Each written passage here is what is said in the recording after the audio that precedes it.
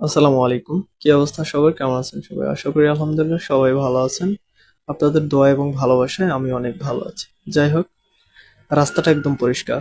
কোনো গাড়ি ঘোড়া কিচ্ছু নেই। দেখতে দেখতে ভালোই লাগতেছে। হঠাৎ এরকম রাস্তা খালি দেখলে তো ভালো লাগবেই।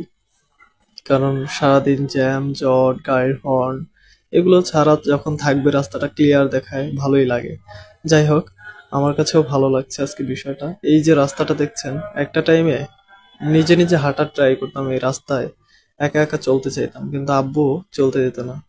মাত্র 2-1 বছরের ব্যবধানে আজকে একা চলতে হচ্ছে, এখন একা যেতে হচ্ছে। আব্বু এখন আর টেনশন করে না এতটা, কারণ ঢাকা শহরে কিছুটা হলেও বুঝতে বুঝতে মানে হাঁটতে হাঁটতে শিখে গেছি যে আসলে কি করা উচিত, কি করলে আসলে কি হবে, এমনটা বুঝে গেছি আসলে। কারণ ঢাকায় বিভিন্ন কোয়ালিটির মানুষ আছে, ভালো মানুষও আছে, খারাপ মানুষও আছে।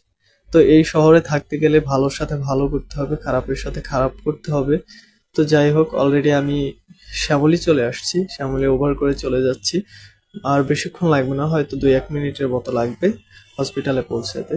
কিন্তু আমার আজকে দিনটা খুব ভালোই লাগলো, একটা ভালো দিন গেল, সবার সাথে শেয়ার করলাম, আলহামদুলিল্লাহ, শুক্রিয়া আল্লাহর দরবারে।